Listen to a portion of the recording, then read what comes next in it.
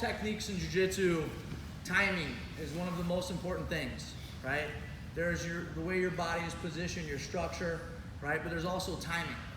So a lot of times you'll find that, you learn a new technique and you're excited to use your new technique and it doesn't work, right? And I always say, you guys always hear me say, no, the technique works, you don't work, right? But it's not necessarily that you don't work, it's just you're not working the technique properly, right? And 9 times out of 10, when I watch someone fail with a technique, it's based on timing, right? They're just not getting where they need to be in time for it to work, okay?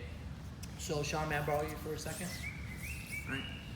So the timing here is we've talked about, green light, we've talked about yellow going from the ankle to the knee, and then this pretty much being red, okay? And by red, I mean your guard is mostly gone, right? There's some super bendy people that can get it back at this point, but 90+% of the time, you're now playing a different position, right?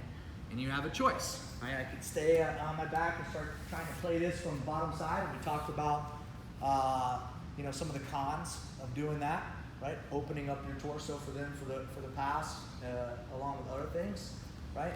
And then we talked about sitting up, and I'm either going to sit up with a long frames, okay, which is ideal, but again, that's timing, right? I have to get to here when his upper body torso gets there, right? And if my timing's off, I'm gonna miss that a little bit, right? And so then I might be on a short frame here, And then if I continue, maybe I missed that, he's a little tighter. Now I'm on 2 short frames, okay?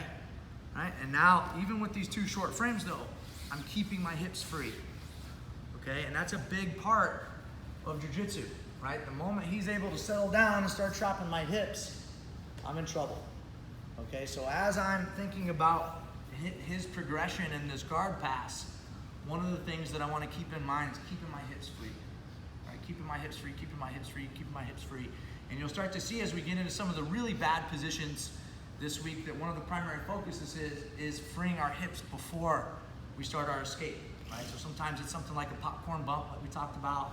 Sometimes it's something like a booty boot that we talked about. That's on camera now. Okay. Right? But there's a variety of different ways, flamethrowers and etc. that I can free my hips, okay? But why fight that battle, right? When you can just keep your hips free with good timing on your frames, okay? So if you have been one of the jiu-jitsu players that, is playing your guard, all of a sudden you get your guard pass and you're immediately here, right, doing your whole strict game, it's gonna take you a little bit of time to develop it, right? Develop the technique in your body, develop it to where you just naturally go into a long frame or a short frame game, but getting into your post and keeping your hips free. But I encourage you to play with it, right? Allow yourself to fail a little bit, right? It's okay to be vulnerable in here. We've talked about this a lot, right? But play with this, okay? Because this is one of the things that when I learned it completely changed my game. It was either like guard, which was awesome. I love playing guard, right? Or, oh shit.